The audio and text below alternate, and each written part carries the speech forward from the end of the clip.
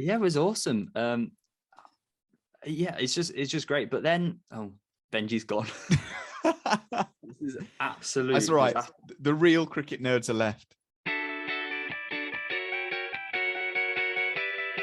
Hello and welcome back to the Cricket Nerds podcast. I am James. I'm joined with Benji. We're both sad. I'm joined by Zach as well, who is just completely medium. We had another double header today. We started off with Punjab Kings versus Sunrisers Hyderabad, and Punjab ended up on the losing side. And then we had Chennai Super Kings against the Gujarat Titans, and somehow Chennai ended up losing that one. So we'll start off with Punjab versus Sunrisers. Punjab lost another toss. We've lost almost all of the tosses that we've had. And we were put into bat, obviously. Zach, do you want to talk us through the nightmare that was the Punjab innings? Punjab started the season with a very much the intention of we're just going to go from ball one. Doesn't matter how many wickets we've got left, how many overs there are left. We're just going to go for it. And I think they realised quite quickly that doesn't work. It worked in the first game against RCB. And so they all kind of, they didn't look comfortable, is what I'm going to say, except for Liam Livingstone, who looked in sublime form. The rest of them just didn't look comfortable. And I think that idea of going for it from ball one and trying to post a massive score, it doesn't work against a bowling lineup like Sunrisers Hyderabad, because they do have a very skilled bowling lineup. We say it every time they play, their bowling lineup is their strength. So it was also a slow wicket as well, which it was a slow wicket, which doesn't help things. And Shikhar Dhawan captaining, I'm not sure if that put any pressure on him because he didn't have a Garwal by his side. Perhaps Imran Singh outscored him and looked more fluent, which you wouldn't really expect. You'd expect Dhawan to be that sort of role. Johnny Bairstow, he's not got into the tournament yet. I think he's one score away from being away in the tournament and doing well. But yeah, I think he's trying to hit the ball too hard. He's not taking his time. He's not trying to find the middle of the bat and then go in. So that's an issue. Jitesh Sharma, 11 off 8. He's young. We expect that sort of thing. I think that Liam Livingstone, I'm going to say my hero now. He's my hero for this match because he was a shining light in an otherwise sorry tale for Punjab. But I just think Shahrukh Khan, he's got a lot of potential. He's a big lad. He can smack the ball a long way, but he's just not. He's not firing. And these players who Punjab bought, and it's like, yes, we've got this really exciting squad now. These players who make the squad exciting, other than Liam Livingstone, aren't doing that for them. And that is an issue which they'll have to sort. Benj, what did you think about Sunrisers bowling? Because it was very good bowling. It was really good. I mean, Umar Malik looked really good. He's struggled to get into tournament, but he's looked really good. Bhuvi, fantastic as well. Natarajan, wickets there. So the Indian talent really performed, I think, for Sunrisers. I mean, Malik is my hero for Sunrisers alongside Markham and Puran, who have now also looked like they're really into it now as well. And it's just interesting, this mix that Sunrisers now have of their sort of top order of 3 overseas players, which they've always had a top order of overseas batters, and then good Indian talent in the bowling, with like Marco Janssen there to bowl to that. Yeah, there's not really anything particularly to say about it. It was just quite tidy, very accurate, and yeah, really good bowling from Umar Malik. James, what do you think sort of about the reply from Sunrisers and also how Punjab bowled? Because I don't think Punjab bowled that badly, really. No, so I think, well, we saw another horrible innings from Kane Williamson. He went out for 3 off 9 balls. And Abhishek Sharma also started off quite slowly. It didn't look great. And it was another bad first over from Rahul Chahar, but then he got into it again. So he ended up bowling really well. Odean Smith is still not good enough. He's not a good enough batsman.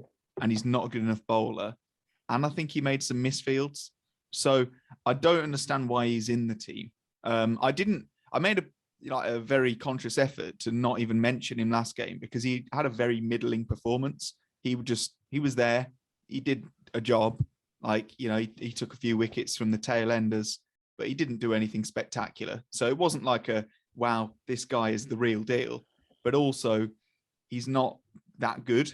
And I think it is about time that, we make that shift that we were talking about a while ago, get Rajapaksa back in because he was brilliant. And he actually, I'm more than happy to have this, attitude of let's go hard, but Rajapaksa in, and then let's get another Indian bowler back in. Sandeep Sharma, I'd like to see him instead of, potentially Shah Rukh Khan. But, I don't know yet. But overall, I thought Sunrisers, they just had a very steady chase. Rahul Tripathi was kind of a standout, as well as Aidan Markram. Markram's really good at chasing, especially low totals, because he plays very good shots. He's got a really cool head on him, and then he'll pick the bad balls and he'll put them away. So something I want to see is Sunrisers Hyderabad have to defend a total. So at the moment they've won the last 4 tosses. That's why they've won the last 4 games. Well, it's not why. They've played well as well, but I think it would have tested them because I don't think that they could set a total and be able to defend it. 'Cause I think their players are too, I don't know, they're like knowing the total. They're like working towards that. Markram's someone that can very much pace himself. I think they would struggle to set a total that side. And also, some of our death bowlers like Rabada and Arshdeep Singh, they thrive when, especially Arshdeep, thrives when the batsman's trying to go for it. Not when it's Aidan Markram. He needs 13 off 26 balls and he can just, play a nice cover drive and that's done. You need some pressure for Arshdeep to thrive. So I'd like to see Sunrisers set a score because I'm just really interested to see them. But it was a brilliant win for them and very well deserved. So heroes and villains, I think we've mentioned most of them already. I'm going to say my hero for this game is Rahul Tripathi. I think he's been in brilliant form and he really set the impetus for Sunrisers to get the win because we were kind of getting on top of them a bit. And then my villain is, I think it's actually going to have to be Shikhar Dhawan. I think it's a very poor start. We started very slowly in the power play, which is something we haven't done at all this tournament. And to lose a player of his class very early in the innings, I think that was the beginning of the end. I think I know I've already said Liam Livingstone as my hero, but another hero villain is kind of a contrast. And I'm going to contrast Odean Smith as like a villain and then Umran Malik as a hero, because both of them are in the team because they bowl really fast. That's their thing. And the difference between the two is Umran Malik and Odean Smith both started the tournament getting hit all over the place. But now when you've got pace, you need to bowl smart. And that's what Umran Malik's starting to do, which is why he's picking up loads of wickets. Whereas Odean Smith isn't. And now it's getting to the point where he's not even trusted to bowl his quota of overs. He only bowled 1 today. And I think the villain for Odean Smith is becoming a bit of a waste in that Punjab team in terms of he's not doing anything anymore. And I think that's his fault for not bowling the ball in the right areas. Whereas Umran Malik, definite hero. He was the reason Sunrisers won today. For sure. Yeah. So like I said, Markram, I think he looked really good in his innings, paced it really well, batted really well. And then, Umran Malik as my hero as well for bowling. And then it's the Punjab selectors. Why have you dropped your captain and left? They didn't drop him. Odean Smith in. Is he injured? He's injured. He'll probably only be injured for a day. Fine. But like you've left out. Yeah, you've left out. You're not going to drop your captain after he got 60 in the last game. Your captain's missed out, but you've still got Odean Smith in that side. Like he needs to be. Someone else has to come in for Odean Smith. That's the bottom line. So let's move on to the second game, which was Chennai Super Kings versus Gujarat Titans. And Benji, do you want to tell us a bit about the Chennai Super Kings innings? Yes, I do. It was nice to see Gaikwad back in some form. He finally got a good knock. Utpur and Marine seem to forget that they've just played a pretty decent innings in the last few games and just got themselves out. I felt like the LBW from Shami looked a bit high, but then went on review, it was smashing into the middle. So, yeah, it was a very plum. I feel like Chennai were probably about 10, 15 runs too short. I think they could have done a little bit more, maybe throughout the middle overs. Although I think they were trying to rebuild from that losing 2 wickets in the power play, which is always a key thing. Jadeja looked okay at the end as well, coming in and playing a few big shots at the end. But on the whole, it was pretty decent death bowling from Gujarat, I thought. Lockie Ferguson looked pretty good. And I think Rashid captained pretty well. If you didn't know that Rashid Khan was acting captain because Hardik looked a bit injured. So what did you two think about the Chennai innings and the Gujarat bowling? I thought the Gujarat bowling was pretty tidy. They were missing Hardik Pandya as captain, and that's massive for them because he's been really important in their success. But Asari Joseph, he came in and bowled really well, getting 2 for 34. So I was impressed with him. And yeah, I'm agreeing with you, Benji, in terms of they just didn't bat quick enough throughout those middle overs. Gaikwad batted really well, but Ambati Raidu, he does play that anchor innings. He's not the sort of person who's going to fire. So he was dismissed in the 15th over. So it gave them 5 overs for Shivam Dubey and Jadeja to fire. And Dubey didn't really quite strike it as quick as we saw him against RCB. So a bit salty about that, but never mind. Yeah. James, what did you think about the Gujarat innings? Well, it was a horrible start for them. Riddhiman Saha, 11 off 18, not good. Shubman Gill managed to middle one to get out again. I think this is the 3rd game in a row that he's played a good shot that's got him out for a golden duck this time. Vijay Shankar doesn't know how to hold a bat, I don't think. And then David Miller. Oh my goodness. How good is he? When he's in form, he is brilliant, and he has hit form this IPL. And it's looking like David Miller of 2014. 94 off 51. He dragged that game back from the depths of despair.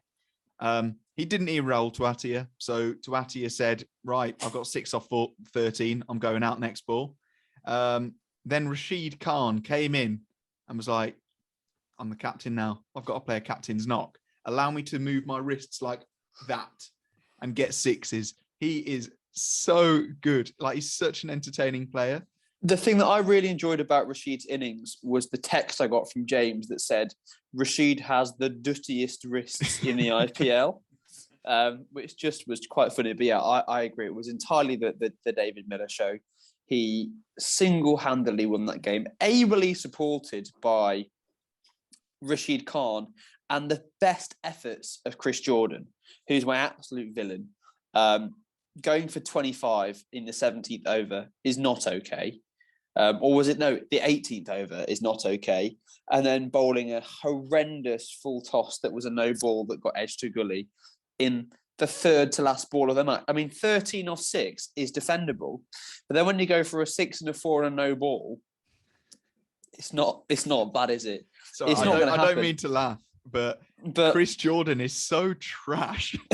And I still can't get my head around why they're not playing Dwayne Pretorius. He must be injured with Adam Milne. Like, that must be the only option. The only reason that he's playing, because like he's following on from his form from Punjab. He's following on from his form from the World Cup. He's just not looking convincing one bit.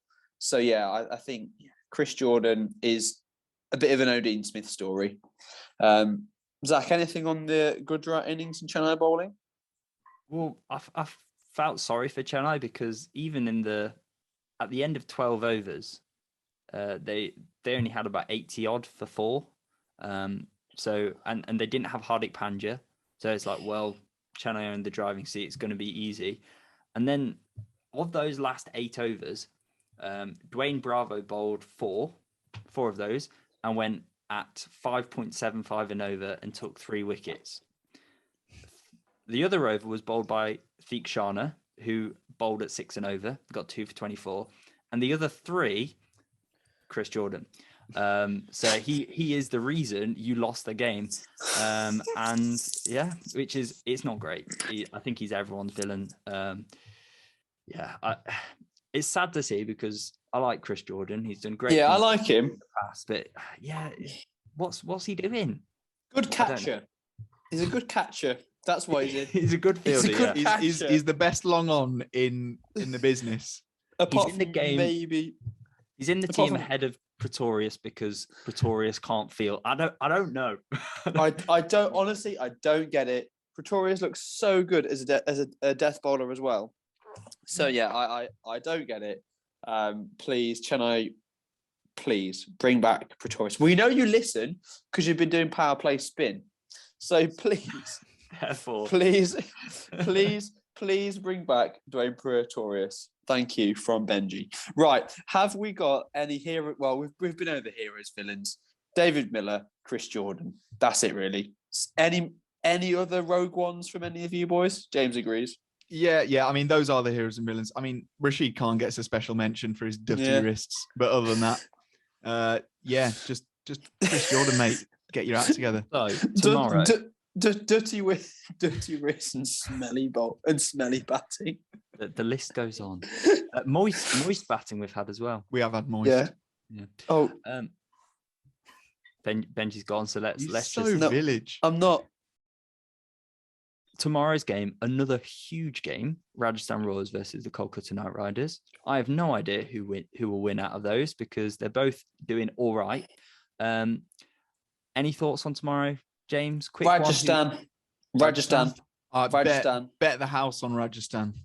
All right, Rajasthan. Three Josh cricket Butler, nerds saying Rajasthan. Josh Butler century. That's what I'm saying. And Ravi Ashwin is too clever to lose. Ravi Ashwin. Too many brains. Was going to bat number 4 and take 5 wickets and score a 50. That's what I'm saying because he's a grub. Don't forget to like and subscribe. Follow us on our social media. We are at Cricket Nerds Pod. And have a listen. We are on Spotify, Apple Podcasts, Google Podcasts, and many more. Other than that, thank you very much for watching, and we'll see you guys tomorrow. Goodbye.